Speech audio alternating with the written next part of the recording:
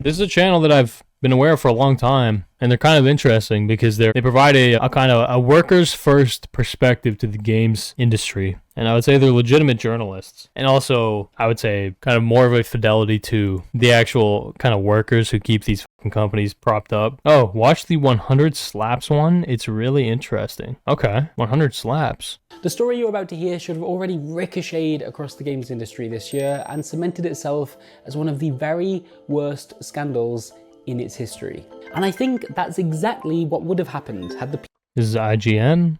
This is... Okay, you got Mail Kotaku. people involved lived and worked in California or in Paris or in Tokyo rather than in Jakarta.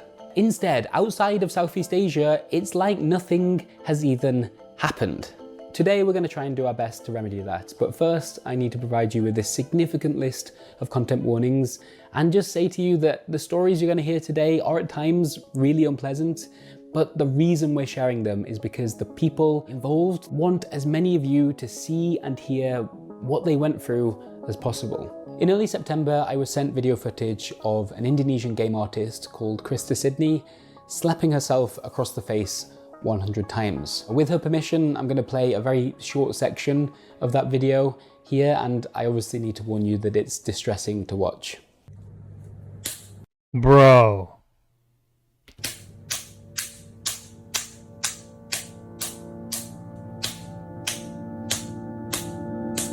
Now, the reason I was sent that footage was because back in 2021, I'd actually spoken to Krista Sydney about her job and her relationship with her employers for a story I was working on about outsourced labour in the video games industry. She told me back then that everything was going really great, which was surprising to me because it didn't exactly line up with what I'd heard from many of her co-workers who felt exhausted and overworked. But what I didn't know until now is that Krista had been suffering in a way I could not have even imagined at the time. Because that video you just watched a very short clip from, Krista claims to have recorded that and then sent it to her boss as a punishment for not having performed well enough at work. And as extreme as that video is, it's really just the razor sharp tip of a much larger iceberg in which... Damn! You were right, this is interesting. Shit, this is kind of hooking me. Krista and some of her colleagues were subjected to years of abuse at the hands of an employer who was able to control and manipulate almost every aspect of their lives. For the whole week, like, I wasn't allowed to sleep. For me at the time, it was like scary, lonely. She wanted me to take a picture of like the blood in my mouth. She was like, don't look at her. You have to be strong. Don't show your empathy towards her. It was really scary. The wooden frame of the door, like I had to like hit my head like What? as hard as possible. I had like concussion like symptoms. Dude, please guys, if this is happening with your boss, please just fucking quit, please. But before we can begin to understand all of that, I understand, please though. let me very quickly get you up to Or just tell him to fuck off. speed with that first story I reported that had led me to speaking to Krista 4 years ago. So, back in 2021, People Make Games published a video titled How Game Publishers Buy Crunch Overseas. We'd wanted to investigate a part of game development that typically gets very, very little attention from the media. And so we told the story of two game studios which most of our audience had never heard of before, despite their contributions to games like The Last of Us, Spider-Man Miles Morales, Gears of War 4, and Warcraft 3 Reforged. And that's because these two companies, Lemon Sky Studios based in Malaysia and Brandoville Studios based in Indonesia, are what people in the business... A lot of labor is getting outsourced to Malaysia and Indonesia in the recent decade, as countries are in large parts trying to align themselves away from relying on Chinese labor, okay, mainland Chinese manufacturing, whatever, right? They are now positioning themselves to work with Malaysia and Indonesia pretty heavily, okay? A lot of contracts being signed with Malaysia among, Western countries. For those who don't know, a lot of Donald Trump's trade war, okay, the tariff war that he's engaged in, is a direct attempt to try basically to try and decouple America from relying on Chinese labor. The argument's basically that by relying so heavily on Chinese labor, a lot of jobs get outsourced from America to China, and it allows China to develop their industry, basically, to the point that the US basically just becomes a consumer hub They stop producing, they become a consumer hub, and China, in a more grand scale, is on the beneficiary end of that because their industry grows so fast, right? The US has also been trying to kind of bully or leverage for their allies to also rely less on China. And so that's why you'll see a lot of even American allies leaning more, signing more contracts with Malaysia, Indonesia, because there's large swaths of population that seem willing to work, be exploited, basically. And so this definitely seems in line with what I was describing right there, which is that big companies, largely American companies, are outsourcing the shittiest, most intensive parts of their job to Malaysia, to Indonesia, because they'll get it done. Because, you know, there's a kind of a culture there that is not quite as easy to exploit, you know, the actual workers as is the case in North America, right? Such is often the case when a nation's, I guess, developing or whatever, right? Like their industry. But yeah. So making games call external development. It's good and it's cool that these guys are kind of highlighting it, but yeah, I'm curious where this goes. Or maybe outsourcers.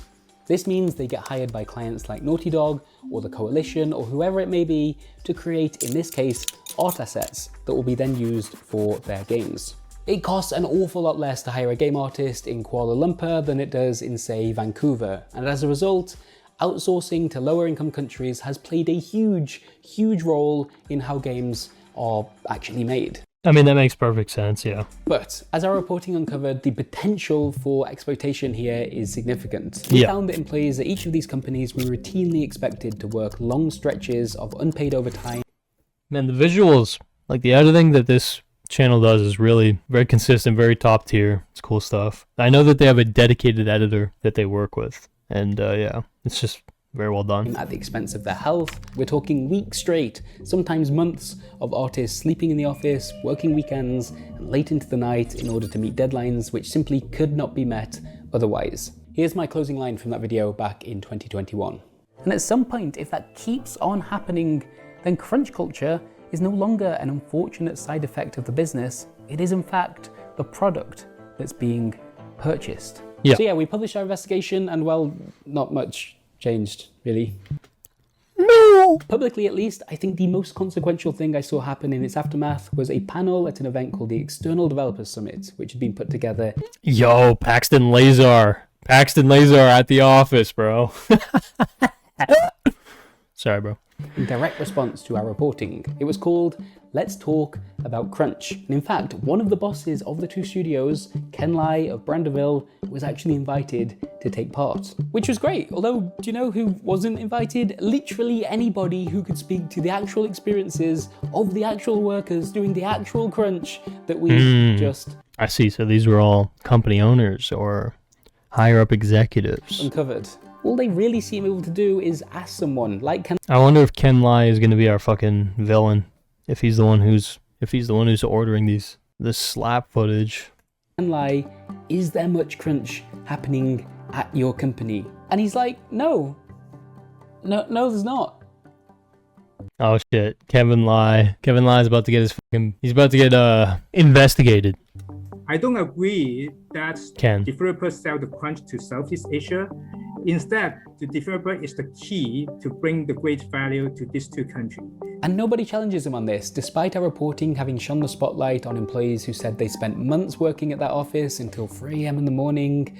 Or one put it quite bluntly that, and I quote, "You are not treated as human." For the next 3 years, both Lemon Sky and Brandeville Studios continued on, and the games industry continued to rely on their services in order to ship its games, without, as far as I can tell, any meaningful push to improve the working conditions of the artists doing that work. Yeah, I mean, this is just the nature of, there's a lot of words you can use, but exploitation, the nature of exploitation, okay? If it's happening overseas and there's not a large amount of awareness surrounding that exploitation occurring, then yes, big fucking game studios that are established in the West will export effectively, in effect, they will export the abuse, they will export the exploitation abroad simply because it makes rational sense. What does rational sense mean? If you're operating as a self-interested actor, oftentimes self-interested in a kind of shorter term horizon, right? Because especially if the companies that they're working for, are big companies, if they're publicly traded, right? They need to meet certain fucking shareholder expectations. Shareholders do not generally give a fuck about ethics, because shareholders, especially if they do not explicitly work at the company, shareholders' absolutely primary incentive is strictly on ensuring that the company, performs well in the short and long term, right? Depending on their exact goals. But when it comes to shareholders, like, they will only care about these kind of ethical issues if it somehow impacts the long-term potential profitability of the company. And the primary way that it could potentially impact the long-term profitability of the fucking company, or whatever you'd say the relative power gain of the company, is if it becomes a big PR nightmare and it diminishes the brand and it actually, affects the operations. If basically they can avoid that by shipping the exploitation overseas to some fucking, contracting company, they're going to do it, again, because of the rational frame. And so people make games, guys like this, their role in this whole thing is to try and combat that by bringing awareness. This is the general purpose of journalism, is to highlight and signal boost, make people aware of a big problem occurring, and hope that that leads to some meaningful change, right? Now we'll see what exactly is going on here. But yeah, this is the thing, right? It's not a matter of these guys can just tell, hey, yo, Activision, Blizzard, the people that you're outsourcing to, did you know that they're actually exploiting their workers? If this guy were to tell them that, while they might release some PR statement, whatever, they will really only care when the threat is existential, okay? When they have a rational, kind of intimidating kind of propulsion to address this situation. It's basically when it becomes a PR thing, right? Public relations thing. When the public, their relationship, their, brand to the public is threatened, right? And so that's basically the purpose that People Make Games provides. And I'm hoping, we're going to name and shame some people if this shit's as brutal as I'm being, told. This was until just a few months ago when news broke that Branderville had shut down, and that moment would prove to be the catalyst for its former employees to rush forward and share the true horror of what had been going on behind its doors. And at the very centre of these allegations was Krista Sidney and her story. So I joined the company in February 2019. I applied as a concept artist but didn't pass the portfolio at the time. Krista was instead offered a marketing position, which she accepted, but things got off to a rocky start after she'd raised her voice to the company's CEO, Ken Lai, during a disagreement over how some business cards had been printed. And given So I think Ken Lai's, he's about to be enemy number one. Ken Lai, your reputation may be tarnished. when she was still on probation at the time, she presumed this incident would now see her let go from the company. But it wasn't actually Ken Lai who would make that decision. It was his wife, Cherry Lai, who ran the day-to-day operations at Branderville, and ultimately, that decision would be up to her. Interesting. This is about to get fucking messy. Our boy Ken Lai's got his wife doing his dirty work. Just as she was about to announce that I was going to be kicked out, she said that God talked to her. And so she said she's going to take me under her wing and give me 2 weeks to prove myself. Krista describes this new relationship between herself and Cherry as something resembling a mentorship, at least to begin with, anyway. If anything, because I was in such a vulnerable position, I was very grateful that I received a second chance. But she said this dynamic began to shift in early 2020 as Jakarta entered lockdown during the COVID pandemic, and as Krista and several of her co-workers moved into the studio itself to live there full time. What the hell? Oh, dude. This is quite a recipe for disaster. We got religious occultism, okay? We got closed, literal, no work-life balance. You live at work. And we've got two bosses, clearly, with total power over this younger worker. Holy fuck. It's worth quickly understanding just a little about the building where all of this is happening. Brandeville Studios was based here in central Jakarta, with most staff working either on the first or the second floor of these offices. Then on the ground floor, you've got a lobby and reception area, as you might expect, but also a set of dorm rooms, which house a select few employees who've been invited to not just work here, but live here as well. What a privilege. And they're not the only ones, because 3 floors above them is a bedroom belonging to Ken and Cherry Lai. Dude, it's basically... They basically got like a YouTuber house, but just for literally 24/7 crunch on video games. All of the employees who lived here during that period have told me that Cherry Lai developed a strict schedule for the way in which they were meant to use their time each day. 5:30 a.m. we need to wake up and then like pray to God, and then like 6 a.m. we need to like go do our exercise, and then 8 a.m. shower, 9 a.m. be at the office, and then even like what time we need to drink water. Like she also like put it like in the schedule.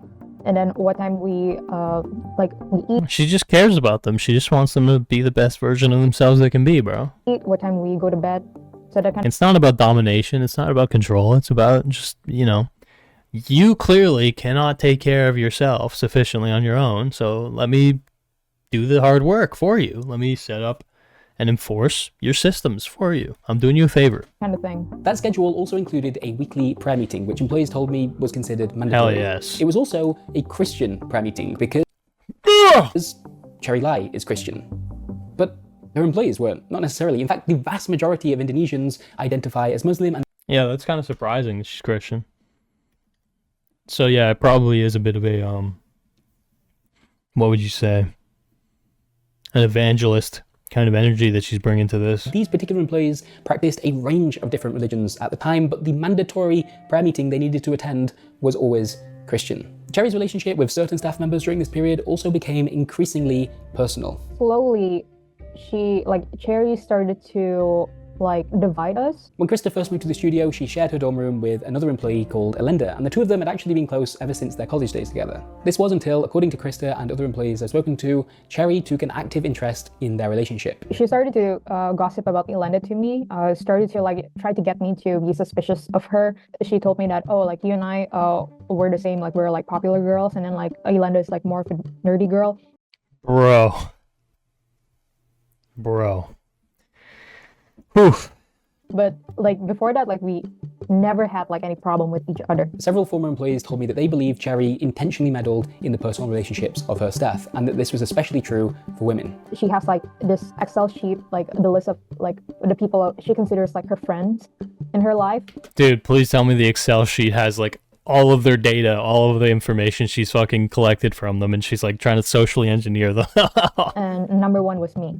Whoa, dude. Holy fuck. So it's seeming like it's building toward the case that the Cherry woman, right, the Christian evangelist whose wife to the owner of the company, she might have been the one who imposed this slap punishment. So I wonder if Mr. Ken is going to somehow skirt accountability because it's his wife doing it. I doubt it. I hope not, because if he's deferring to his wife and his wife's doing this shit, then I'm sure on some level he's fucking clearly aware, right? Willfully ignorant, whatever you want to say, but let's see. So it made me felt special at the time. These one-on-one conversations, however, would then feel extremely at odds with the way in which Cherry would criticize and discipline Krista and other employees during the workday. Let's say if I make a mistake and then she will scold me publicly. Sometimes, if she really feels angry or whatever, she would just call names. Maybe stupid, you piece of shit, you bitch, yeah. Former Brandoville employee. Quote read by Indonesian voice actor to protect sources' anonymity, I see. All those kind of words. And then privately, she will say something like, I spoke to you publicly so people don't attack you, but actually you are fine. When the former Brandeville employees came forwards with their stories in early September, they came with receipts. Some of these have been shared publicly online already on social media, while others have been sent to People Make Games as part of our own investigation. And as a result of that, I've now read through hundreds of messages. Oof. Okay, they got the WhatsApp.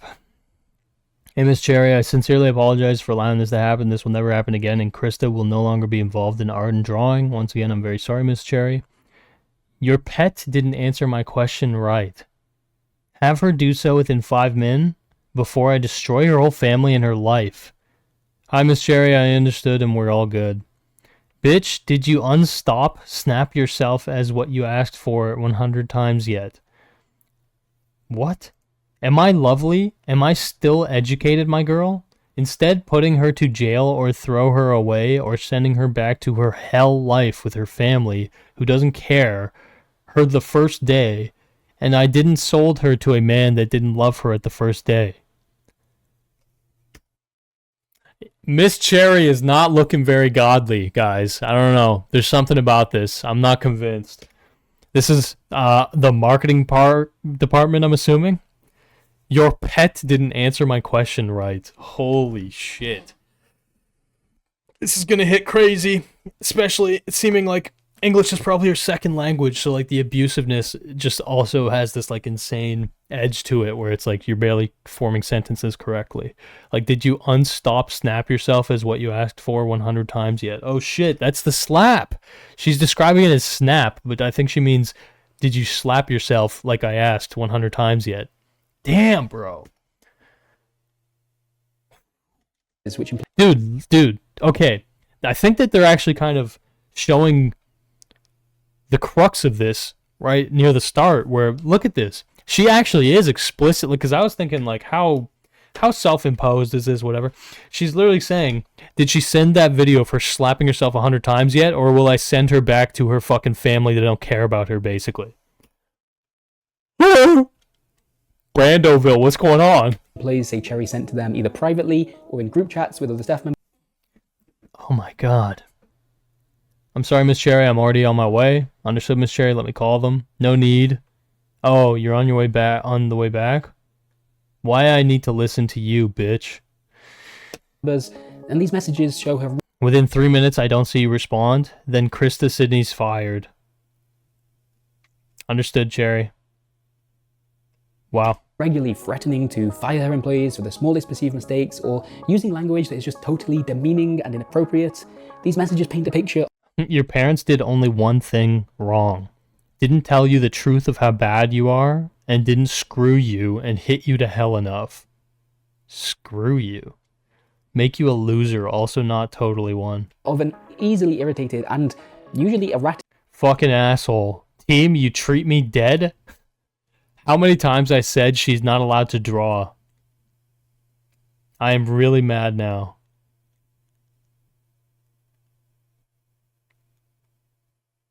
Whoa. leader who expects and often receives complete subservience from her employees, who she in turn then What's the reason this time? Pregnant and sick? Please don't let me look down on my own gender.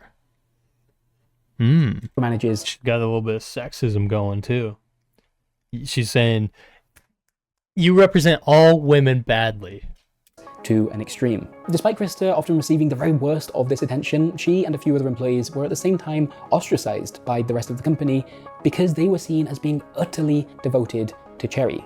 All of us know that Krista is struggling. One of my friends mentioned that Krista cried several times after being scolded like this, but she still became Cherry's loyalist. She and some of the others had been brainwashed by Cherry. They did not like me at all. If they do something wrong, I probably tell it directly to Cherry. I didn't. Caesarion Balthazar, that's a fucking crazy name, man. That's a crazy name. There's an entire Google Doc full of evidence of WhatsApp conversations like this. Lots of pages. Wow. That is fucking insane.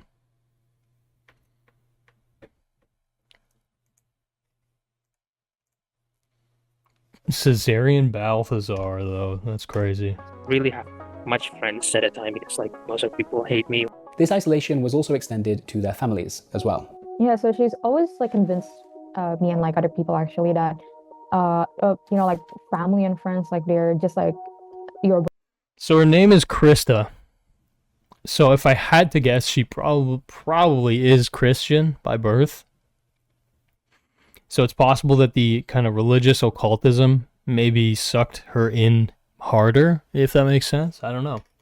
Maybe we'll explore that. Burden, like if you want to succeed, like you have to basically like set them aside. For me at the time, it was like scary, lonely. I didn't have someone to talk to. I didn't feel like I don't have any friends. I cannot trust anyone.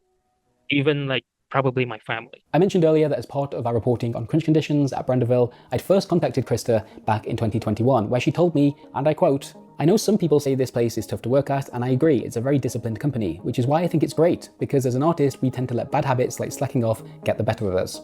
I love the fact that they accepted us no matter where we're from and who we are, so I'm happy to say it's also a very woman-friendly environment." Krista has since told me that in fact this whole email exchange that we had been dictated to her by Jerry Lai. But perhaps the more surprising revelation, for me anyway, was that in the aftermath of our video having been published, Krista actually recorded her own video in defense of Branderville Studios, which was then shared with organizations like the External Developer Summit, who she told me was threatening to blacklist Branderville from the event going forwards because of what our reporting had uncovered.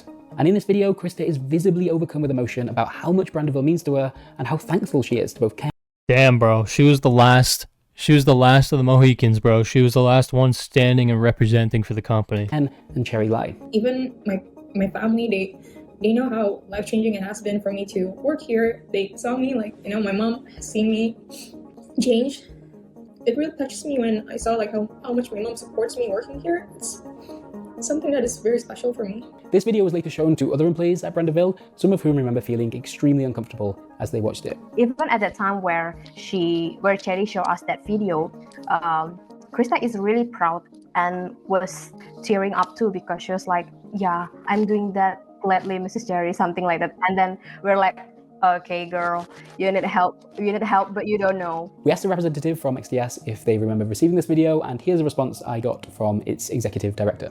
"I do remember seeing that video, but I don't believe it was sent to XDS directly. I think a colleague shared it with me at the time. And yes, I think you're right that we didn't know what was truly happening at Brandenville, which may have been the reason we gave Ken Lai a platform to address the issues of crunch. I'm sorry to hear the situation has worsened, and I do think it's a good thing that you're shedding light in order to mitigate this from happening at other studios." The situation has worsened is one way to put it. I think it's worth reminding ourselves here that this was an outsourcing company for the video games industry, because I think as we need to delve into some of the more coercive and violent behavior happening behind closed doors, it might be easy to lose sight of that. But to be clear, Branderville Studios, since we last reported on its crunch in 2021, has contributed to games like Age of Empires 4, as well as a now cancelled sci-fi project from Deviation Games before it shut down earlier this year, and even Ubisoft's upcoming Assassin's. Yeah, I'm not gonna lie, Ubisoft, you know, Activision Blizzard, any of these companies outsourcing to places like this just makes total sense. Doesn't mean it's excusable, it's just not surprising. Assassin's Creed Shadows. Krista recalls a turning point being And obviously it is a bit of a nuanced fucking thing, right? Because it's like, there's a lot of ways there's a lot of angles that you can view this from, right? It's like, do you want to protect like the domestic games industry, right? Like, do you view outsourcing strictly as just, oh, that disempowers the local game developers, which it does do that. Or if you were to dissuade a company from outsourcing, it's like you can have this kind of moralistic frame where it's like you're depriving those people of jobs, but if the jobs are this exploitative, what are you really depriving them of? Like, it's obviously, again, can be hotly debated, but safe enough to say, yes, okay, this company does not seem very good, but I'm hoping it gets a layer deeper now. Next External Developer Summit that took place that year in Canada, and that she would be attending in person along with Ken, Cherry, and several colleagues. And she told me to keep being awake. I wasn't allowed to sleep. So for the whole week, I wasn't allowed to sleep. I had to work with her. She was really micromanaging everything.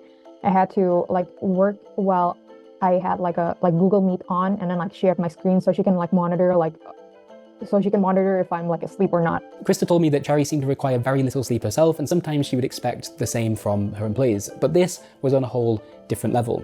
She also clarified that when she's talking about a week there, she actually means a 4-day stretch building up to the flight over to Canada. And I asked her during those 4 days how much in total she thinks she slept. Probably a couple of minutes. I took some 5-minute breaks to the toilet.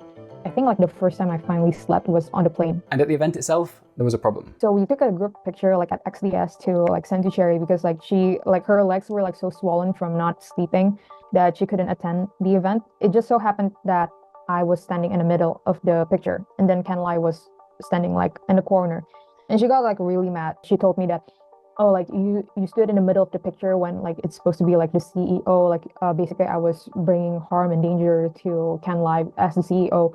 So I got in a really big trouble because of that. She told me to write some sentences like 100 times and then like submit to her as proof. Here's Krista reading those same sentences back today. I am Krista Sidney.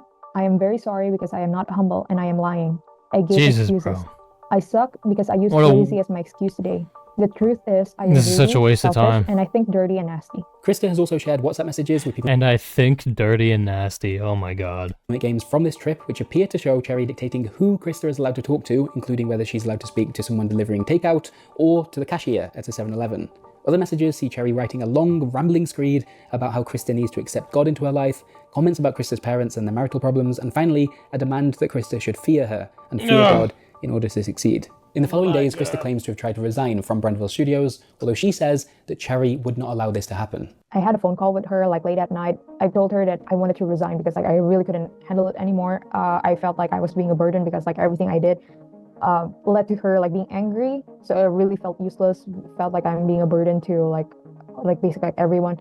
And then like, she said that I'm not allowed to resign because I had a lot of debt to her. According to Krista, Cherry had explained that this debt had been accrued over the course of her time at Brandeville, during moments in which Cherry had brought her along to expensive meals, purchased her gifts, or invited her to staycations during the pandemic. And I also see. like the hours that she spent like talking to us, even though it's basically like nonsense, but like she said like it's basically like educating us.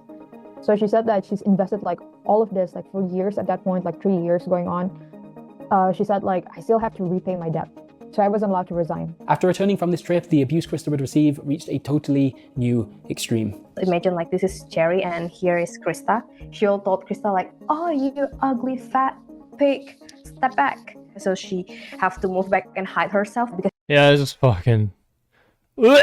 Cherry doesn't want to see Krista. And then after that, she was like, move again. So she started like, okay, and then keep. And then even though she was treated that way, Krista still has to put a smile on her face. This is like the worst manifestation of mean girl energy. You know what I mean? It's funny because when they showed the wife, she just looked like, you know, a kind of a small-framed, cute woman, right? But inside there's a nasty fucking demon. Cherry said that if she asked Krista to eat a dead rat, Krista will do it. And I was like, I'm sorry, a dead rat? She kept like commenting on my weight specifically, like in front of like everyone. Like she would say like, "Oh, Chris is like Classic demon strategy.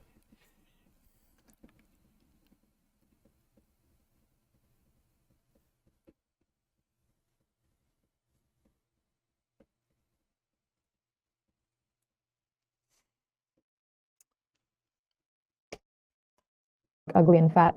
If like Ugly, fat demon.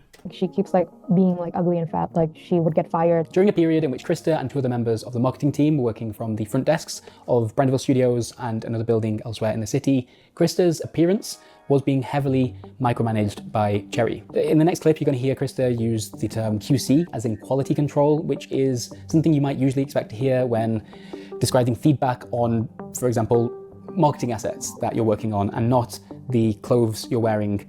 Right. Yes. Feedback. Feedback on your clothing. Demonic. On your body. We need to every morning. Bro, what? No shot. You actually... It's not funny, actually. But you had to pass a fit check. A fit check. Look at this. On and not the clothes you're wearing on your body. We need to. Dude, she literally needed to pass a fit check. Is my outfit okay? Thanks, Chris. Wow. To. Oh my god. It's a bit see-through. Next time wear a vest to cover it. Thanks.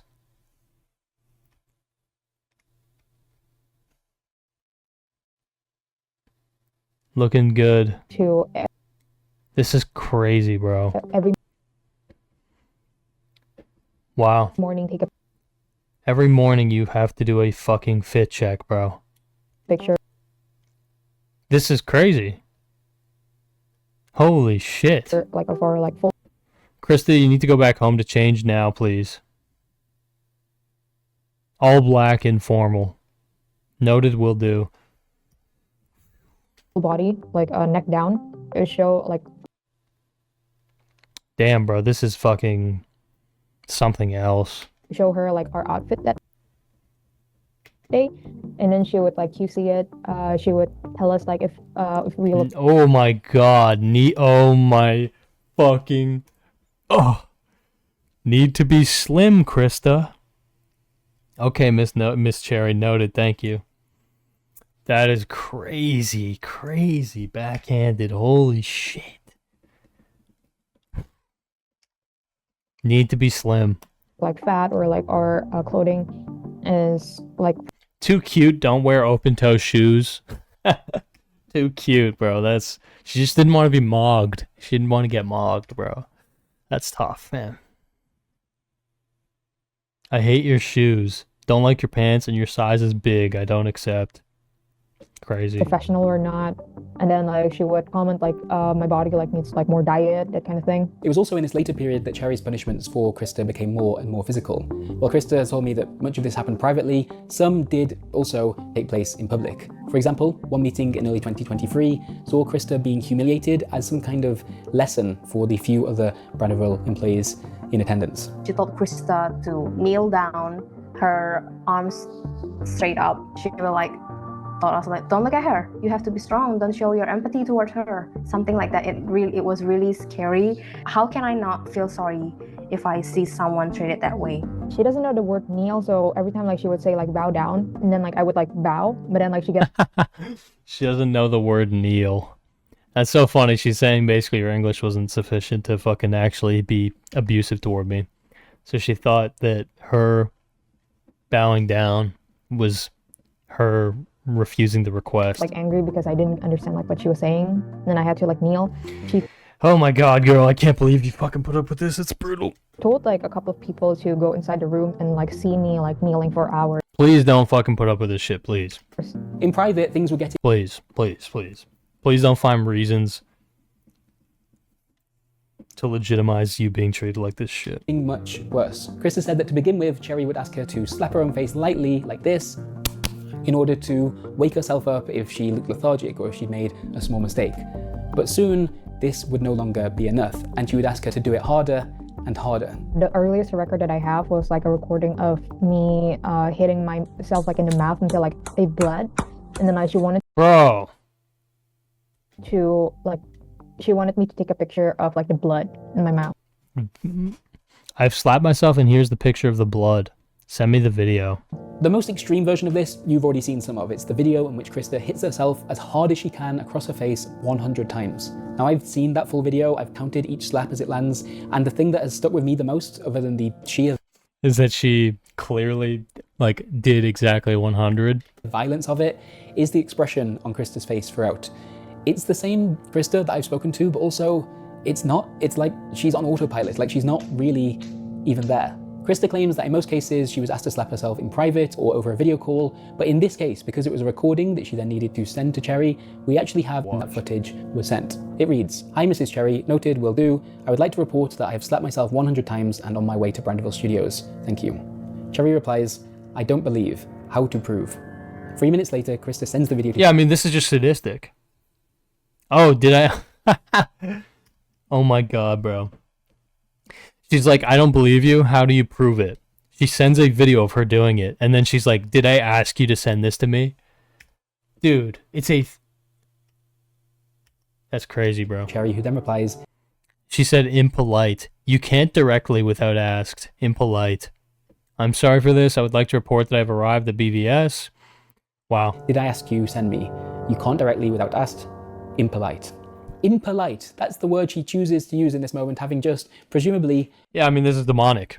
Yes, this is absolute, like, power abuse. Total drunken power abuse. Demonic behavior. watched her employee do that to herself. I can't get over the coldness of that, the slightly disinterested, irritated callousness of it. Impolite. I asked Krista how many other people at Brandiville Studios at the time knew that this was happening to her. So throughout like 2023, I believe like no one else like knew, because like it happened like either I was already like in my rented place, and then like she called me and then like she told me to like slap myself, or it happens like when I'm meeting her like late at night at the office, just like the two of us. Krista told me that she believes Ken Lai, Cherry's partner and the CEO of the company, was also unaware of this physical side of the abuse. Damn it. Interesting. So Ken Lai might be getting away with it. And not really, but in the sense of Ken Lai is he might be able to successfully plead ignorance to his wife's abuse. Demon, dude. Straight demon. Said when it came to the rest that he saw some of it happen and seemed to feel uncomfortable about it, but most of the time these things would happen when he just wasn't in the room. There's also another video, this time recorded by Cherry Lai herself, in which she's berating a visibly confused and dazed looking Krista outside a room on the 3rd floor of Brandeville Studios. This one's gonna be crazy. I'm gonna play a bit of that video for you now. We're gonna include some subtitles that we've written, and then Krista is going to explain in her own words what she claims has just happened to her. I'm very sorry, Mr.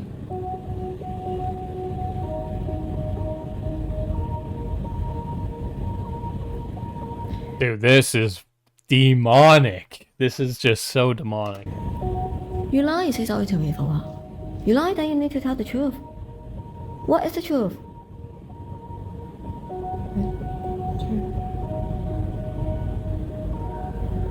What's the truth?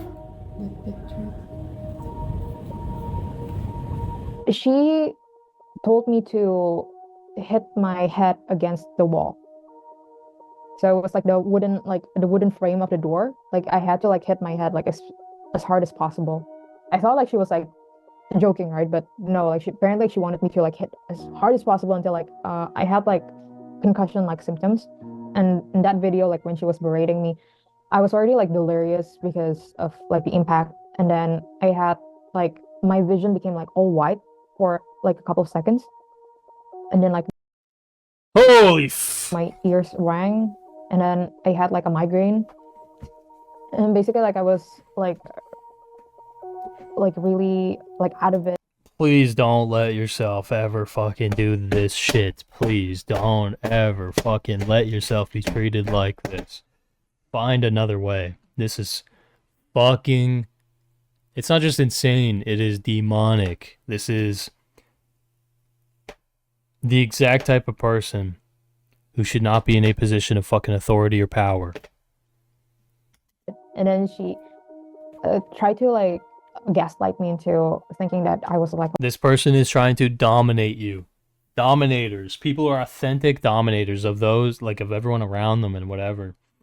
They are usually not successful in the long term, okay? Obviously, there are people who are vicious, who try to dominate, whatever, but usually they don't try to dominate the people working with them.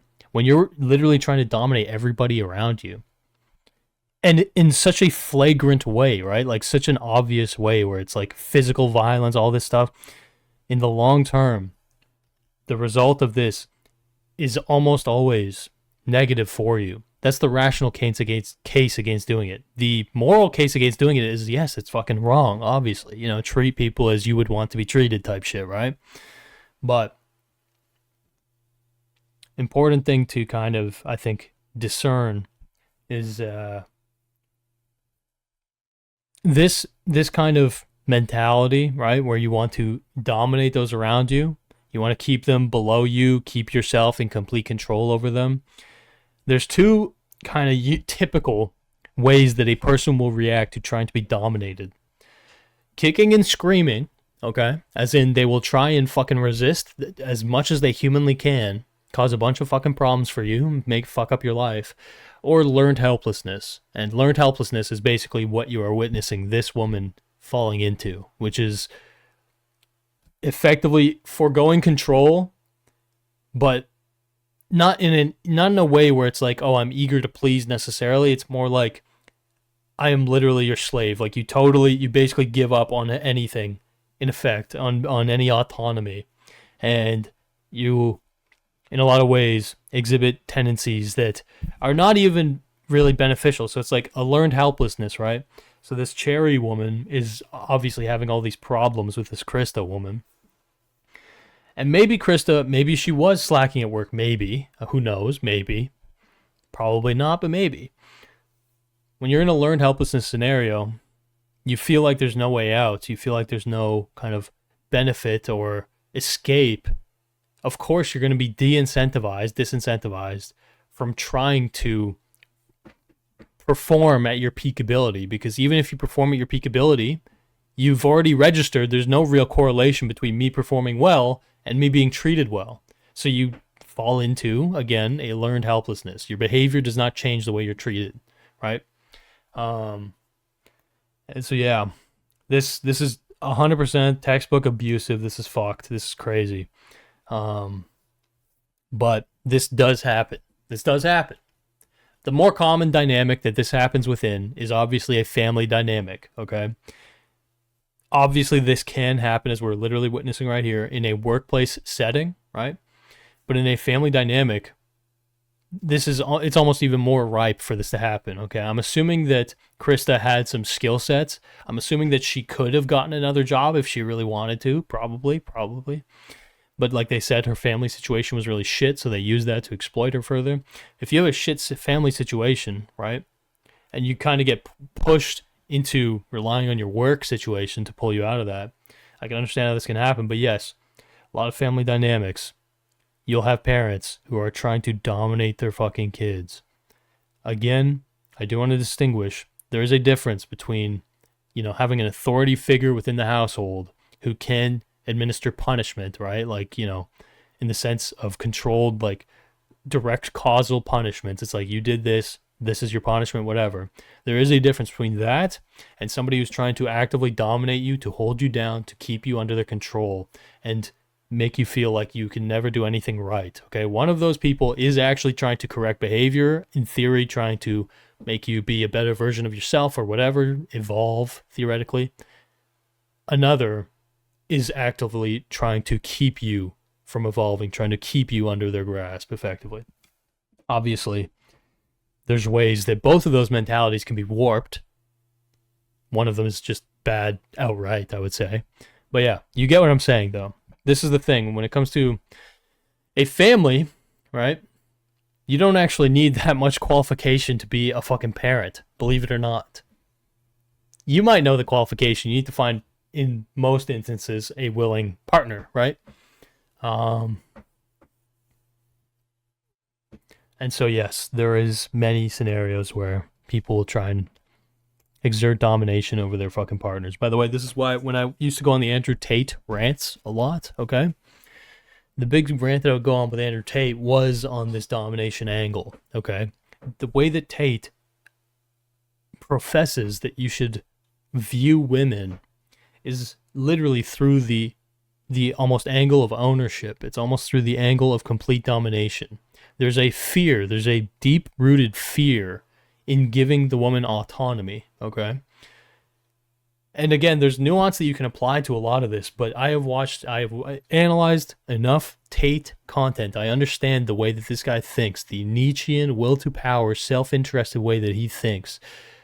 It is about exploitation. It is about domination and getting everything that you want at the other person's expense. It's not about love, which in my opinion, love is sacrificing to empower another person, to give another person almost more leverage over you, right? If you love somebody truly, you will basically prop them up in a way that makes it such that they could even potentially leave you, right? They might not need you necessarily, but you prop them up in spite of that because you love them, because you're willing to allow them to choose to be with you or to not be with you. That's why, in my opinion, love is a more philosophic concept, whereas a guy like Tate will teach you much more rational, short-term rational modes of thought, okay? And a lot of his rational modes of thought lead you down the route of dominating the other, okay? And here's the big fucking pill that I won't necessarily go fully into tonight, but whatever. The most, this is my opinion here, oftentimes that hyper-rational perspective that leads you toward dominating other people, well, if you're actually viewing it from a long-term horizon, right? If you're actually viewing things from a long-term horizon, oftentimes that purely rational perspective is actually disadvantageous to the on the face of it, less rational, more loving, more self-sacrificing angle. You can go into a deep rabbit hole discussing this, but this is, in a lot of ways, You could say master-slave dialectic. You could say, like, what a king, the bondage that a king has, right? Like, if you actually want to be a leader of other people, you realize at a certain point that you actually are not supposed to be serving yourself, but you literally actually should be serving the interests of the people if you want to be an effective ruler and maintain your post and position, right? But it all depends. Who do you serve? Who are you serving? Are you serving yourself? Or are you serving your subjects, the people following you, whatever, right? Obviously, it's not black and white. It's a scale you're balancing, but a lot of people a lot of people think that they're acting rationally by tipping the scale entirely in their favor, and when it flicks back up, they act surprised. But yeah, this Cherry girl's getting a cold hard taste of the real. I hope that she actually watches this fucking footage back and realizes that this is absolutely demonic behavior, and to describe herself as a Christian is something that I hope she reflects on. Yeah. Liar, because I didn't remember, because I just hit my head. We also need to take a moment to talk about financial abuse here, because there are at least 2 examples of which we've been told about. We're going to start with one of Krista's co-workers first, Caesar. He told us that each month he sent a large portion of his salary to Cherry Lai in order for her. By the way, one important thing, I just went on that rant. Power, right? So in order for you to choose to willingly give someone, to empower somebody else, you need to be in a position of power yourself. That's an important precursor to love, okay? It can't just be like, because then you could argue that the Krista woman just loved Cherry, and that's why she was doing these things. It needs to be from a position of power, okay? If you're in a position where you do not need to serve, in this case, the Cherry woman, and you still choose to, then maybe you could make that argument that it's love or whatever. But yeah, that being in a position of power where you can choose what you want to do, you choose to empower people despite not needing to, right? That's important, because it implies when you have agency, you still choose to serve the other, okay? This is why power is such a fascinating, corrosive, philosophically interesting concept to me and many others, is because it's true. You do not know the character of somebody truly until they're put in a position of power, and you see how they treat it, right?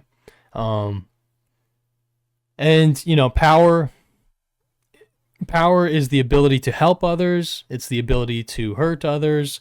It's the ability to use others. It's the ability to discard others. But it's also the ability to, in some cases, do nothing. To do nothing, to just basically to fuck off. And the way that it affects people is obviously very different across the board. But yeah, it is something worth thinking about, because, it is one of the more true critiques that I see of people is, you can easily discern, if I was in this position, I would not do that. And maybe that's true. But you don't fully know how you would treat others when you are in a position of power, how you would deal with the temptation, the desires that you maybe even feel, until you're kind of in that position, until you've been tested, is the way I put it, right? That's not me taking a totally moral relativist frame. I don't believe that. It's me saying it's a lot easier to say things when you are not in a sincere position to do it without necessary consequence, right? It's a lot easier to posture than it is to actually, live the decisions, live with the decisions or without them or whatever, you know what I mean? Anyway, you get what I'm saying. To help him control his spending habits. Like, he knows, I like to buy stuff, and my money management wasn't good. So I was like, okay, I trust her. Caesar told me that he was left with just enough to cover his essential needs each month, but if he then wanted to make an additional purchase, something that was considered a luxury, he would then need to ask Cherry's permission. Wow, so Caesar was leaning on his boss to dole out his pay in small increments because Caesar had a spending problem. He was probably buying too many fucking gacha game girls, something like that. I don't know, that's a bit it's a bit judgmental. As to whether or not he could do that, and His name's fucking Caesarian Balthazar. He's not buying gacha girls. it was up to her to decide whether or not that purchase should be made. I asked Caesar how often Cherry would say yes in these moments compared to no. Mostly no. From that moment, like, I didn't buy anything much, basically. What makes this dynamic potentially I mean, okay, sure. even worse is that according to Caesar, he doesn't actually know how much money he will have sent to Cherry in total as part of this arrangement, because in his words, it was Cherry who managed all of these finances and had the spreadsheets and looked after those numbers. And when he left Brandeville a few years later, I asked him, well, what happened to those funds? She didn't give me back, so like I think she stole it or something, but she didn't give me. Yo, what's up? Curious and secretly still lurking. What would you say is an aspect of your life you feel power over or derive power from? Don't agree with all of your thoughts, but I do wonder if you trust yourself having power over others. Seem more pack-based. Pack-based, interesting. What would you say is an aspect of your life you feel power over or derive? I mean, the videos I make, obviously. That's probably the biggest lane I have. The like big, showy fucking, you could say hit pieces that I make, obviously, that's a big, like that is, I think, one of the first times, not literally the first times, like I've had fucking power or whatever, but that was one of the first times where I was, in a sense, rewarded for overtly making a spectacle out of tearing somebody down. Literally in the case of, right, like the death of H3H3, almost simulating, you know, literally destroying someone effectively, right? But the thing is, right, is like what I got out of that was not an inundation of confidence. What I got out of that was a lot of guilt, uncertainty, confusion. Like it basically like put a torch in my brain, and just like my fucking brain was like overstimulated for like a year straight. Okay. It is definitely a unique experience on being in such a large scale, kind of asserting yourself against someone who everyone loved H3H3, right? And here's the thing, right? There's an element of that I understand is intoxicating, right? Like you'll see a lot of YouTubers nowadays, a few YouTubers who really obviously get off on being able to assert dominance over other YouTubers. Especially, you can see this the most with lolcow content, okay? People who obviously get overconfident and overextend themselves to shit on creators they know that they can shit on, that it's easy to shit on, that everybody else is shitting on, that they're broke, they're dumb, they're poor, or even that they have, you know, committed some moral transgression, like, oh, this person did this, so therefore I can say literally almost anything that I want about them and nobody will even bat an eye because they're deplorable. Yeah, those people are suspect to me because it tells me everything. It just tells me everything. The way that people react and interact with drama and other humans, you know, the way they talk about them, etc., it tells me fucking everything about, you know, what they're looking for. Because, yeah, a lot of people in the drama sphere, the commentary sphere, but certainly the drama sphere, I know what they're after. I know what they're really after. And, you know, in a lot of ways, it's that kind of that fucking meta analysis that just lights a fire under my ass, because I'm like, I don't know. I definitely have this authentic, it sounds obviously cringe, but I'm like, I'm aware of how cringe it is, but it's also just true. I do have this authentic fidelity to the underdog, but it's not just that, okay? I'm not just going to blindly attach myself to any underdog, but it's more like I have a very strong resistance when I see injustices, okay, perceived injustices, or when I see power abuse, right? When I see another person exerting their power in a way that I view as like not a good use of it or whatever, right? Like this is all obviously subjective. But yes, I do feel a certain fire within me where it's like, this guy needs to be fucking humbled, you know what I mean?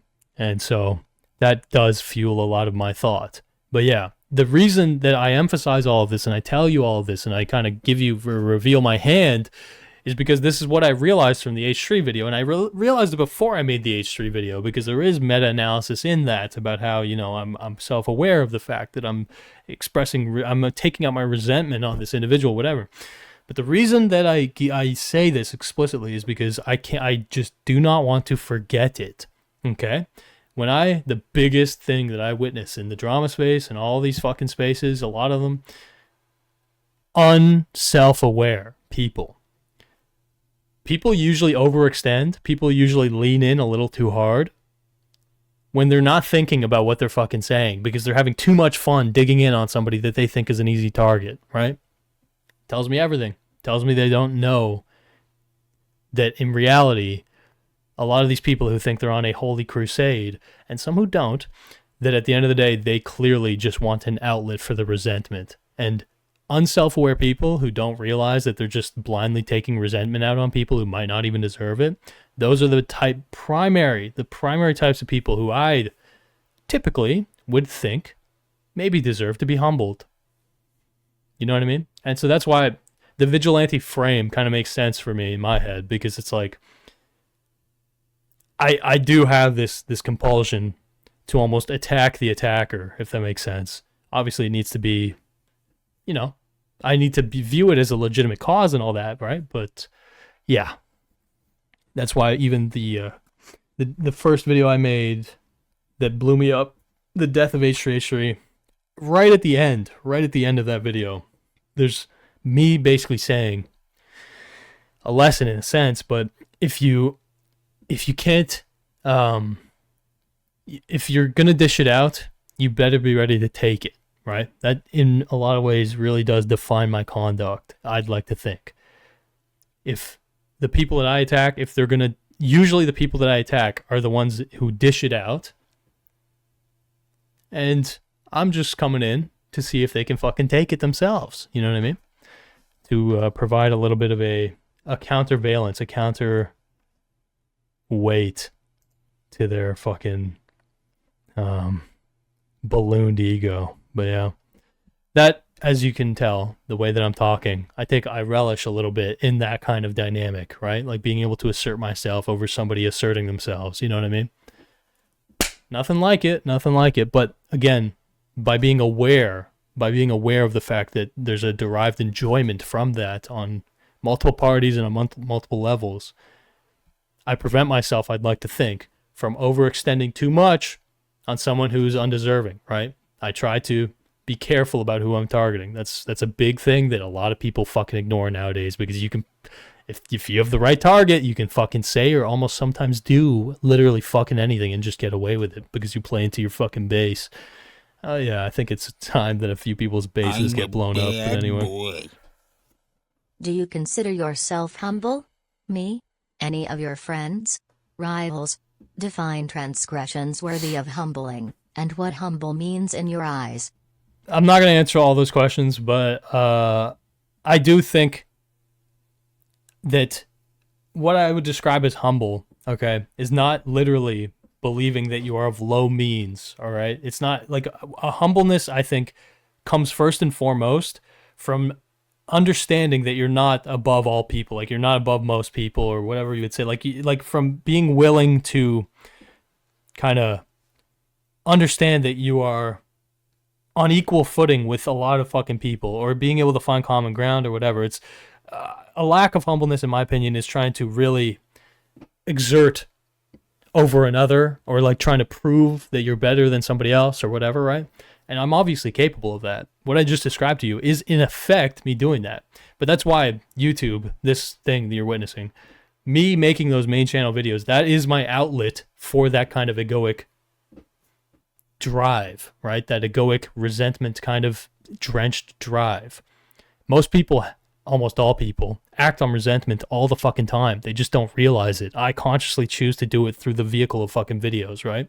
And so in my daily life, yes, I'd like to think that I'm pretty humble. I also think I'm genuinely a fucking idiot half the time. You know what I mean? Like I don't think I'm a genius. I'm definitely, there's a lot of counter evidence to me being a genius. But what I'm getting at though is like, yes, I genuinely do try to be humble, and I think it comes easily to me because I am a fucking idiot, you know what I mean, half the time.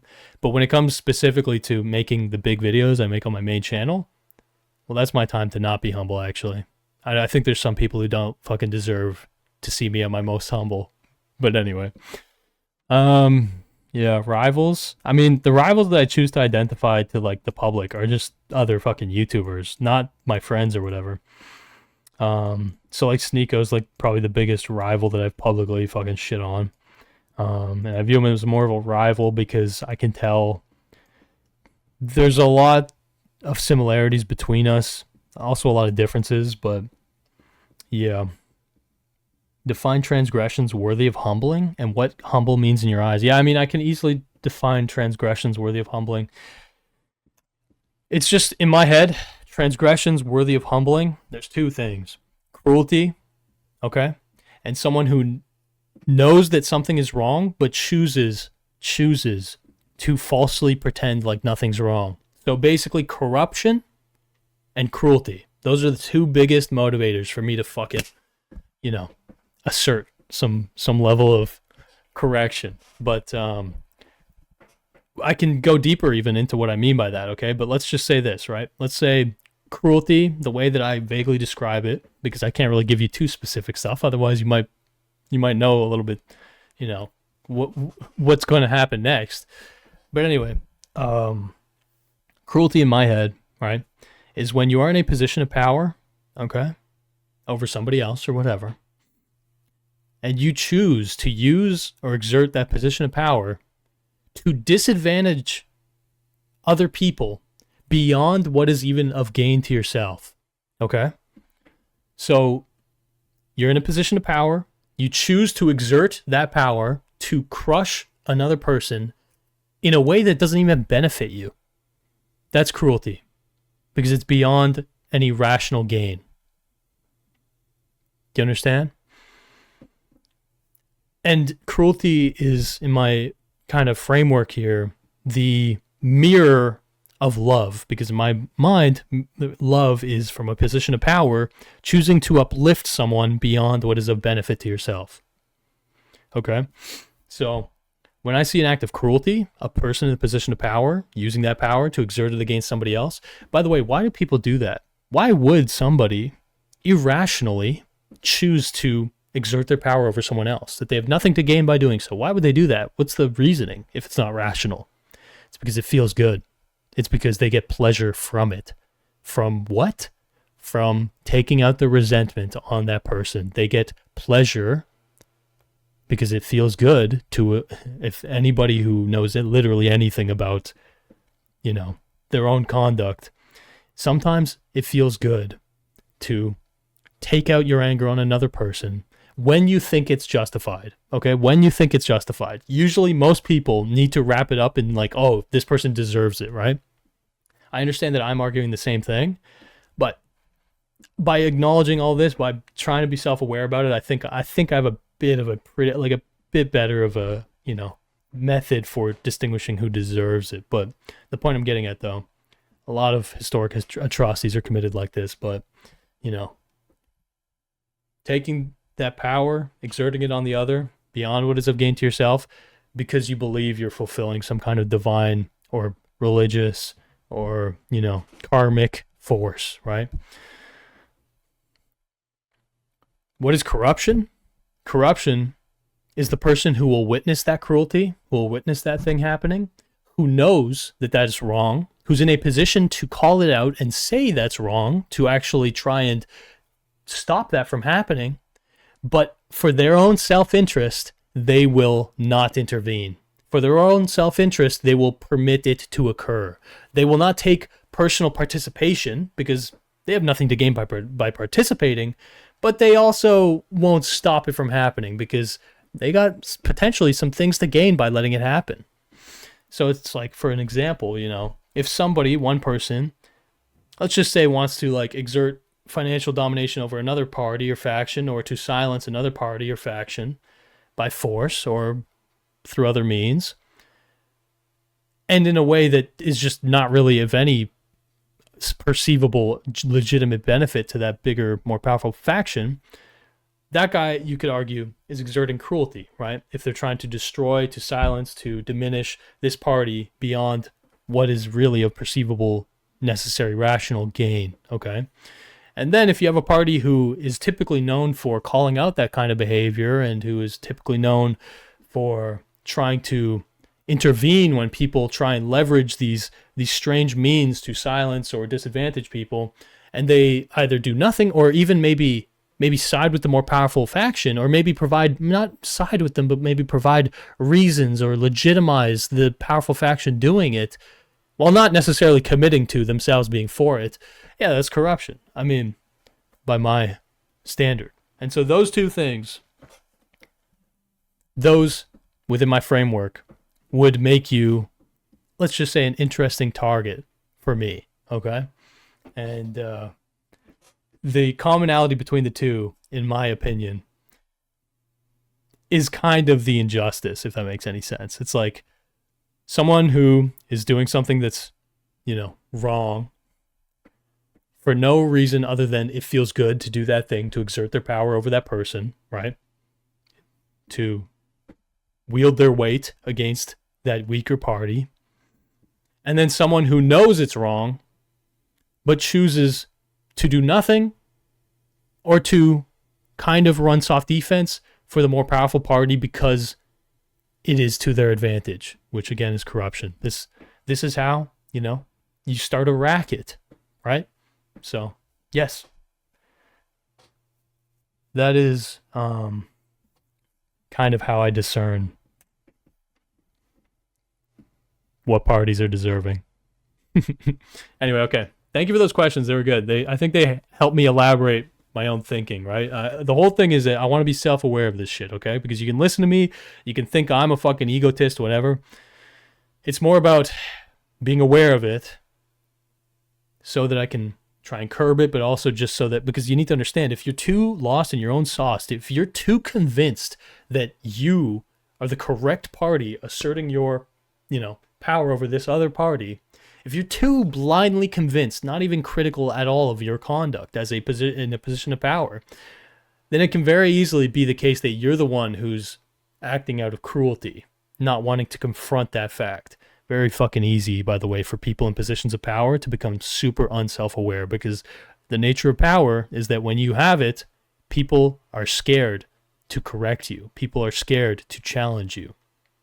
And so it requires a level of self-criticism, self-awareness that is very easy to diminish and erode over time. As less people check you, as you get away with more and more, that's the nature of it.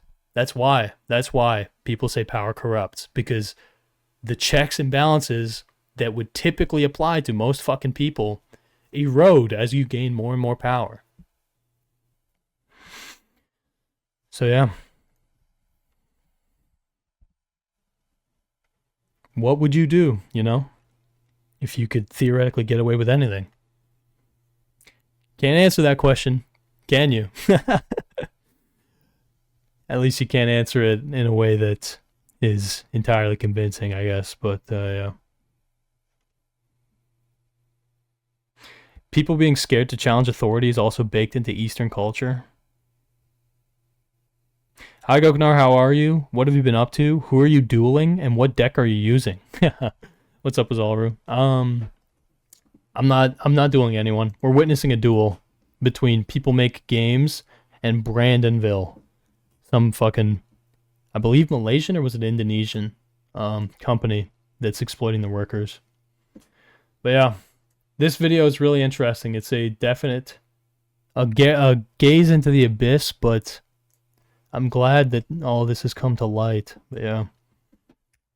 Lumi, I hope those answers were sufficient to you. And yeah, by the way, if you like this hat, you should go to gokamerch.com, baby. Gokamerch.com.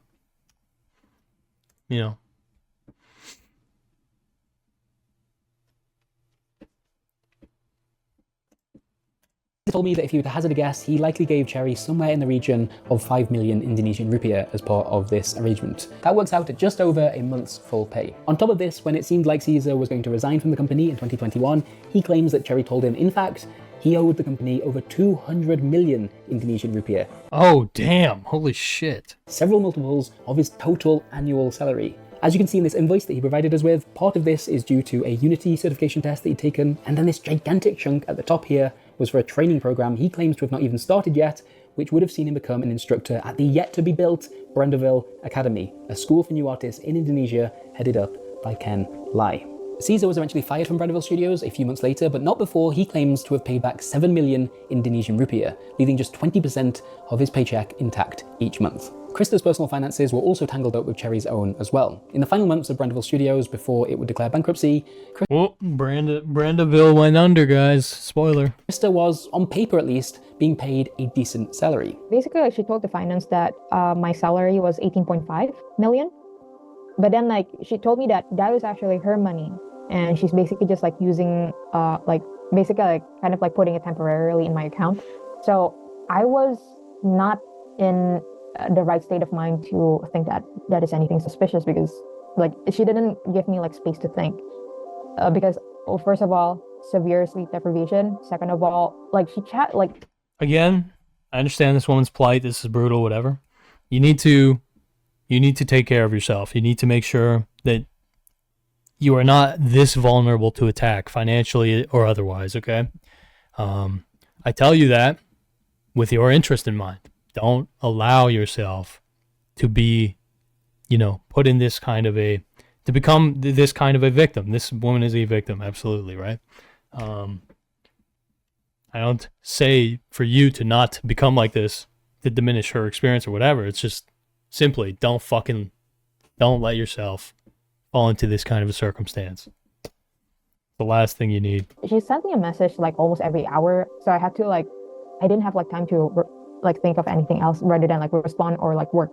Krista has shared WhatsApp messages with Peanut Games dating from April to June of 2024, in which she can be seen informing Cherry on multiple occasions how much she's received that month from her salary, and then Cherry appears to dictate what she then needs to do with it. So each month I was only supposed to keep 1.5 million, and then the rest 17 million I need to withdraw, exchange to Hong Kong dollars, and then interesting, Hong Kong dollars, huh? Pass it to her, or I have to buy her stuff, a lot of expensive clothes and expensive items. Doesn't sound great, does it? Sounds a bit fraudy, actually. But hey, if you're wondering what Cherry makes of these allegations, what her response to that might be, as well as everything else in this video, we have actually had a small amount of communication with her, and it was weird, and I'm going to tell you about that later on in this video, but needless to say, she did not respond to this specific allegation. Now, there's one more story I want to tell you about before we get to how all of this came to an end. It's from a woman that you've not heard from yet. Her name is Shifiana Afiati, or Shifa for short, and she was for a time the business development manager at Brandeville Studios. While working at Brandeville in late 2022, Shifa became pregnant with her second child, and this pregnancy, she told me, was really difficult to manage alongside her work life, which was extremely taxing, but also specifically because of the actions of Cherry Lai. He didn't care if we're pregnant. If she asked us to go for a meeting with her after working hours, we need to attend.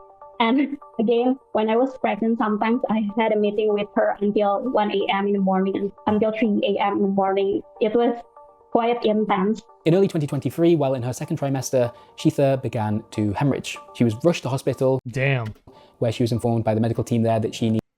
By the way, Lumi, again, thank you for the fucking dono. It's crazy. That's crazy. That's fucked up, that amount of money, but I appreciate it.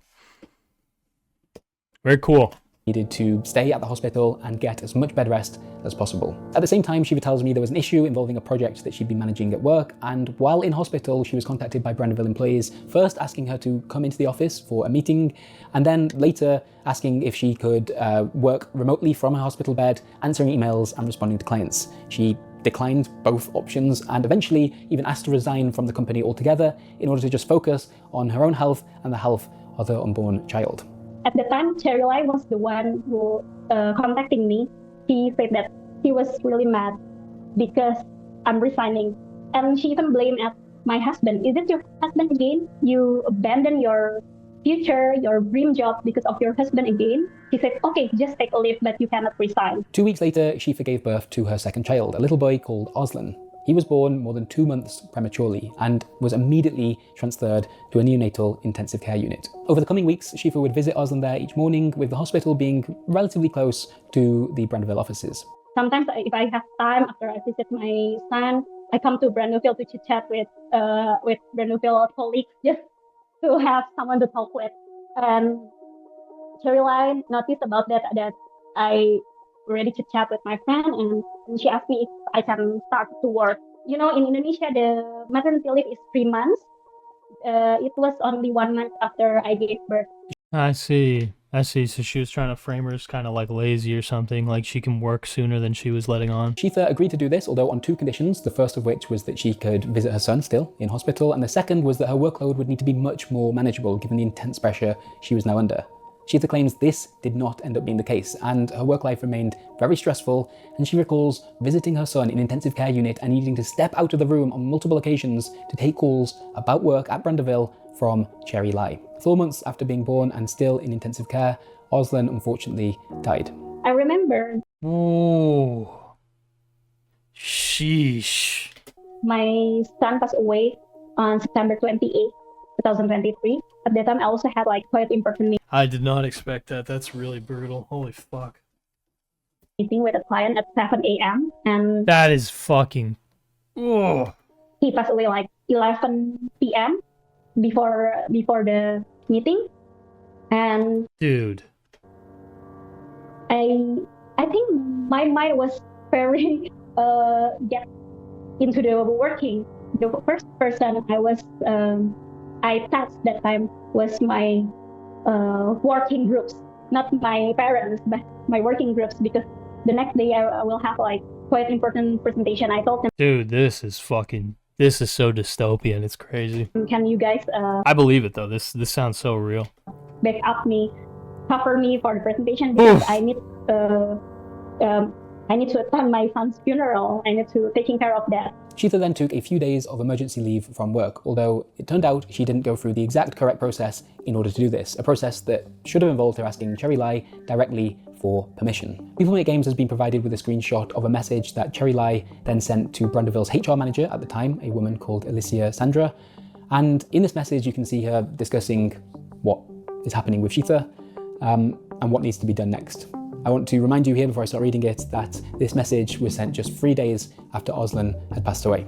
Of course, I understand her loved one passed away, but basic communication can't be avoided, and no way of any happened can have any exceptional to we need to do anyone a favour. Sorry, it's written like this, you can sort of guess what she means. So just mark down in our records, and starting now, counted her as in leave. No way we pay for her currently sad mood or anything. This is so funny. I also have my dad passed away, or any kind of thing happened won't make things not function. This is really not normal to me. Anyways, I'm just saying, to me, she's like a Natalia, that's referencing another employee at Brandeville who has children. And is that every woman will become one? So scary. Shifa had at that time taken 3 days off of work in order to grieve the death of her son and would return to work. That's brutal. Yeah, so dude, it's crazy because what that Cherry girl is revealing, showing, displaying, whatever. Literally sexism, right? Like hardcore, like some of the most, like anti-woman mentality possible, where it's like, and she's viewing it more, it seems like she's probably viewing it more here from a lens of an employer, right?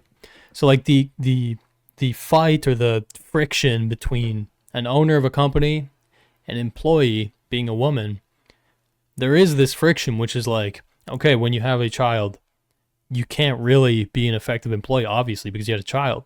In this context, it's fucking brutal. Child died. Horrible, fucking horrible.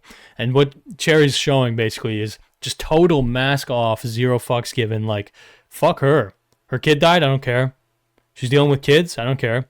Oh, man, she's becoming like fucking Natalia, who probably just had a kid and, like, fucking wanted, like, was trying to, have her fucking legally allowed maternity leave, you know what I mean? Women tearing down women, man, damn. Full-time the following week. Yeah, I don't know what else to say about that. Shifa, a few months later, resigned and would move with her family to Australia. Damn. fucking left the country. Yeah. On August 8th, 2024, Brandeville Studios entered liquidation and was shut down. While most of its former employees waited for their severance to arrive and looked for work and opportunities elsewhere, a handful were convinced by Ken and Cherry to help them try and set up a new outsourcing company called Lai Lai Studios. Krista is keen for me to point out here that she didn't design the logo, which for some reason resembles a toilet. The group That's funny. They're shit-talking the new studio. So, okay, so Brandoville became Lai Lai. They're kind of shitting on it because they want to basically, establish, like, okay, this company's shit. They spent a few weeks holed up at the St. Regis Hotel in Jakarta, where they would try to figure out how to pivot to this new company and how also to attract investment. These would be the last weeks that Krista would spend with Cherry Lai, and they would also be some of the most violent. Krista recalls one moment in which she and another woman, Alicia, the former HR manager you just heard about, the two of them were approaching the hotel room of Cherry Lai. So she opened her hotel room.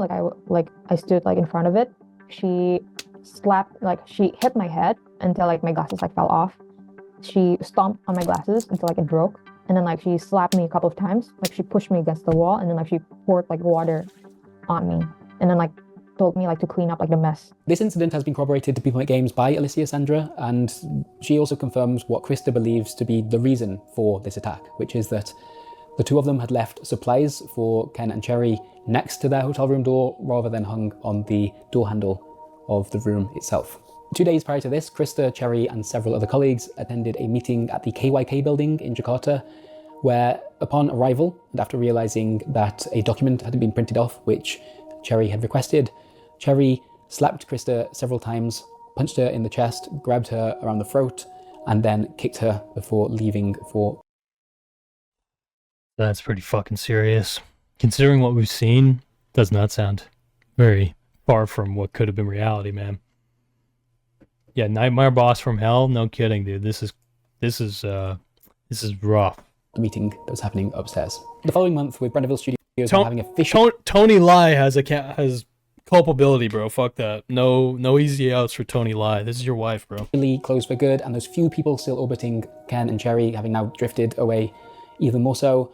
Krista tells me that it was once again at the St. Regis Hotel, this time she's waiting for Cherry late at night, that she finally realises this woman's power over her is no longer real. So St. Regis is really cold. Inside the hotel is so cold. Yeah, so that's a well put. That's a good way to put it. So our boy People Makes Games, he says there was a point where she just realized that the power that it felt like Cherry had over her, there was just a moment that clicked, and it's oh wait, she doesn't have any power over me, right? And it's probably after the company was dissolving, after all of her treatment of employees was getting unearthed, because again, this was like their ride or die. This woman was releasing videos advocating for these, owners, while other people were shit-talking them. And I think finally, as the doors closed in on them, she just finally registered holy shit. I don't have to be treated like this. You know what I mean? And so that's why I would not describe what Krista feels for Cherry, the abusive woman.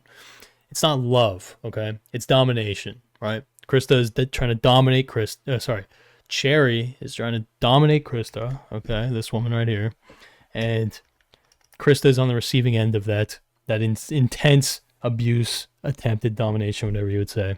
The coercion, that's the way to put it. The coercion. She's under the spell of coercion. It was winter over there. And I had been standing by since morning until nighttime. So it was I was so cold. She didn't let me eat until it was late at night, and she didn't let me to properly cover myself up with a blanket. So she was taunting me. She was challenging me basically. I thought it's crazy. It's crazy that she can have her whole life falling apart and she's still making time to just dominate and diminish her fucking last most loyal employee. Doesn't have anyone else. I was I thought to myself Shorty doesn't have anyone else. I was quite literally the only person left with her, and she's still doing this to me. Krista claims that Cherry had sent her out with her ATM cards in order to check the account balances ahead of the next day, and upon her arrival back at the hotel where she was expecting to meet Cherry, she found that Cherry had in fact returned to her hotel room. Now Krista knew the drill at this point. She would usually be expected to either message Cherry, call her, maybe knock on her hotel room door, she would not be able to leave without Cherry's permission. Right. But this time around, like I was like, you know what, I'm so tired, it's like 2 a.m. I should order like a cab home. And then when she realized that I wasn't going back to her, she panicked. She tells me there were messages, phone calls, and threats, but... Dude, this is like kind of a light at the end of the tunnel, like the fucking malignant narcissist realizing they're alone and that they are like, you know, the power reversal or whatever the fuck you want to say. She didn't go back. Instead, with the help of her mum and her brother, Krista began the work of compiling evidence to show what had happened to her and her colleagues over the last few years. Because here's the thing about bombarding someone with abuse over the course of years, and in Krista's own words, almost every hour, when this time comes, those messages exist, and Krista and her colleagues are going to have just so many receipts to work. You're going to get hit with the real. You're going to get hit with the real. I don't really like that as a message so much because there's almost an implication of like, next time hide your abuse better, lady. But, you know, I get it though. What they're saying is correct. Like, when you're such a fucking blatant, abusive tyrant, it'll come back to bite you. Work with. Indonesians have a phrase that's popular right now as trust in the country's police force and justice system are especially low. It's just 4 short words, and here they are. No viral, no justice. Damn. Okay. This is cool. They're making it more of a kind of a wider critique of Malaysian politics. This is interesting. Yeah. So they're basically, this is super interesting. So it's basically, if you don't document it, if you don't signal boost it, sensationalize it, if you don't advertise it, make it so that other people can't ignore it, then you will not get justice. This is super fucking common, by the way. Again, the function of journalism in a lot of ways is to bring justice to situations that otherwise just would not be given a single fuck about. But yeah, that's interesting in Malaysia. It means that if you want the authorities to take your story seriously and act upon it, if you want justice, you need that story to blow up on social media and force them to get involved. Yeah, it needs to be like, this is a reflection of not a really healthy society, right? Because ideally it would just be on the merits of each individual case.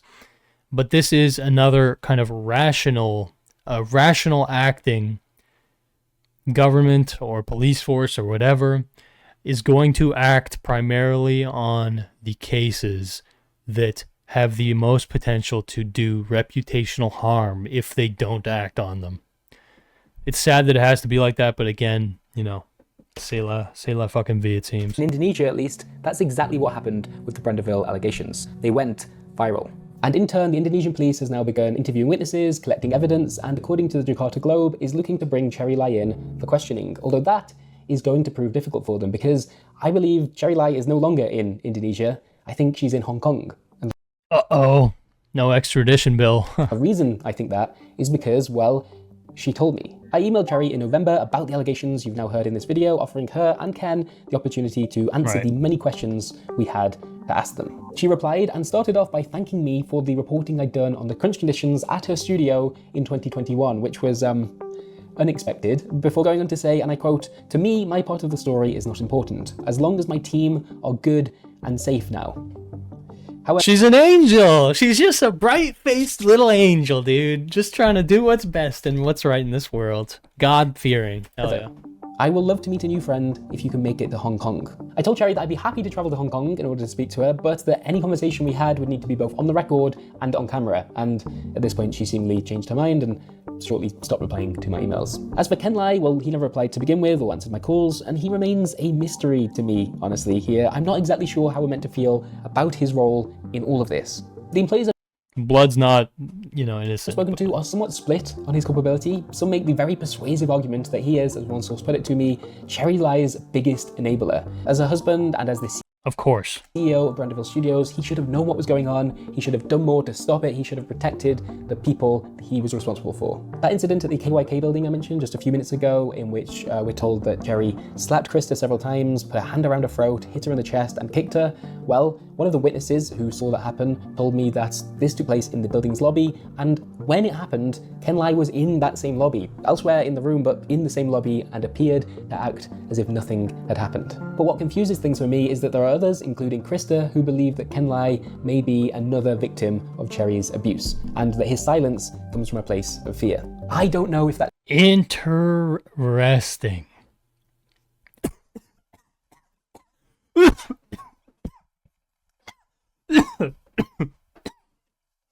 Sorry, I choked on my own fucking spit.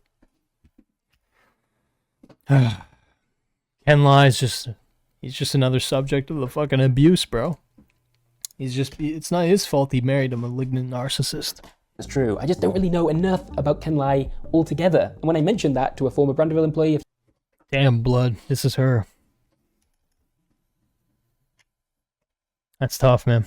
Former Brandeville employee a few days ago on a call, they replied, nobody does. As for Krista's future, I asked her what she intends to do next, now that all of this has finally gone public. Personally, I'm hoping to recover mentally and physically. So I'm under like some treatments at the moment, and then hopefully like I can get back on my feet if things go well.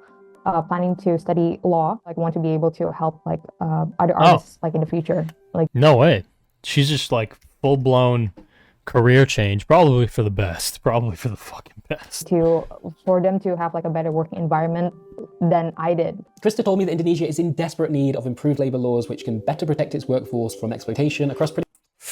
The government will probably resist that because at the moment they're being looked at as the source of a lot of cheap labor. Pretty much every level. And hopefully they'll make it work. She hopes to, in some small way, contribute to that change going forwards, which is just a remarkable place for her to have ended up after all that she's been through. So huge shout out to Krista there. Now I do want to end this video by also just talking about the reason Krista and some of her co-workers agreed to be interviewed by me again this time around, because I really think that is the elephant in the room when it comes to this story. Now, this concept of no viral, no justice is certainly part of it, but there's something else going on as well. The video games industry, as we know it today, would look completely, utterly different without outsourcing. Yeah.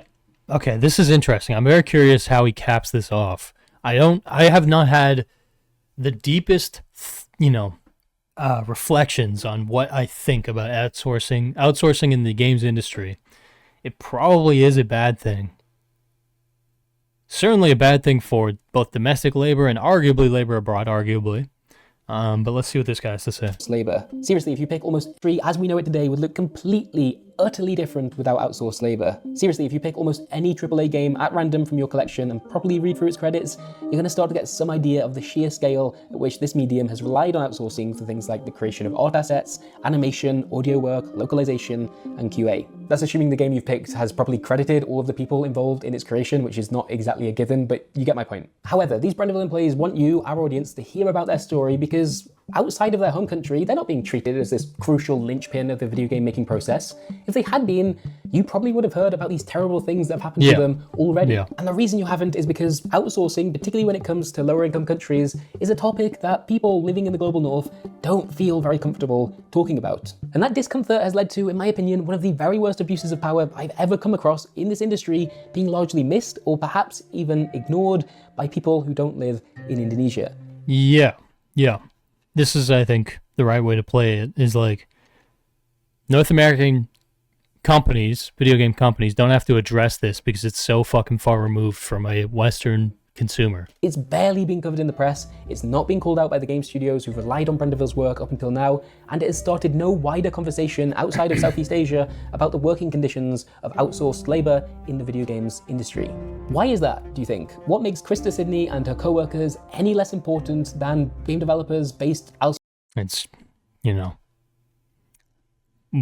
I could provide theories, but let's see what he says. Where in the world? There's likely many answers to that question, but none of them are good. If this video does end up reaching a wider audience and brings these stories to people living in the UK, in Europe, in the US, in the global north, I hope it does prompt some conversation, some proper conversation on that front, at least. I'd like to offer a huge heartfelt thank you to everyone who spoke to People Like Games for this piece. I think it requires a very special kind of courage to take these kinds of experiences public and be this vulnerable about something really well edited, really well put together. So awful, and I hope you feel that we did those experiences justice. If you're watching this video and feel that this kind of game journalism is important to you and that we're offering something you're not getting enough of elsewhere, then please do consider supporting our work over at patreon.com/people.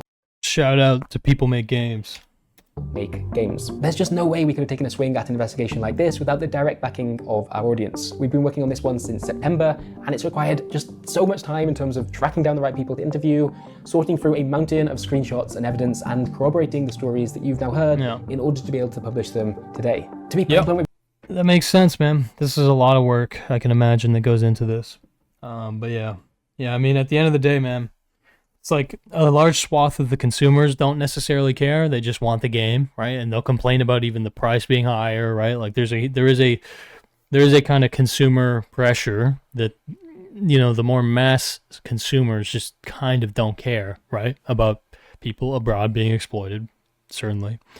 There is the fact that, you know, if people who work on games domestically, whether that be America or North America generally, whatever, if they try to organize, if they want better conditions for themselves, they, you know, will drive up the costs. But if you try and exploit or crunch domestic employees, they'll be more likely to actually be able to cause a PR problem rather than, again, offshoring it to some random fucking subsidiary or random, you know, commissioned company like Brandoville, and then they just deal with all the fucking human, you know, smashing people's heads into literal walls. And yeah, again, it all comes down to it makes a lot of short-term rational sense for these companies, which are often thinking very short-term. They're thinking within this game's development cycle or within this quarter of, you know, reporting, right? Because they need to fucking make it seem like everything's on track.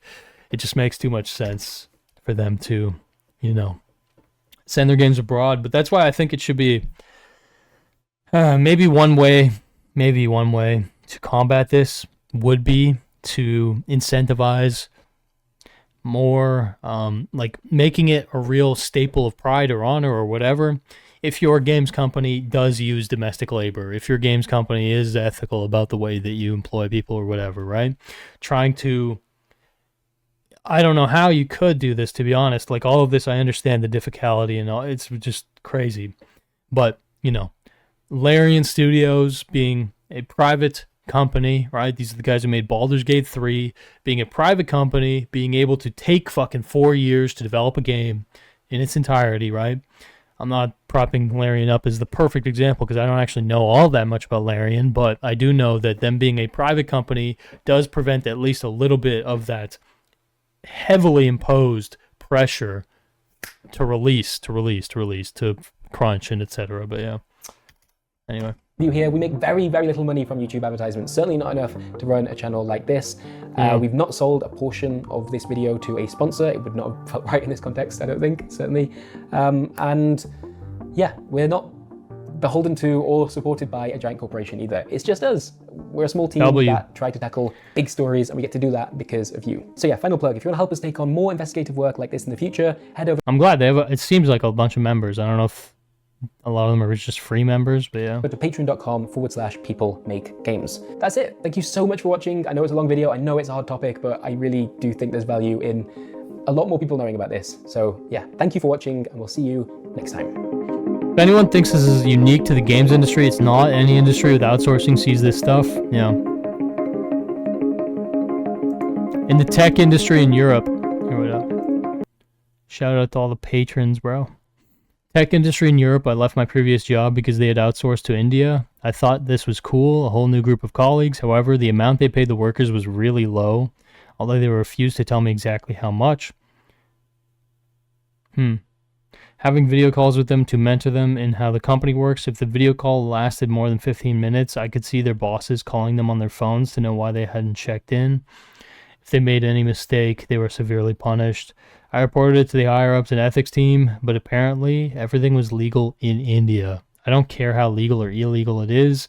It was clearly exploitative and immoral. All right, long story short, I left shortly after we identified this behavior, and I was pissed off enough and publicly enough that I think I'm permanently blacklisted in that world. Damn. Huh. Yeah. You became a problem, a sticking point in the fucking machine. Yeah, okay. Shout out people who make games. That was a sick video. I hope you guys got something out of that.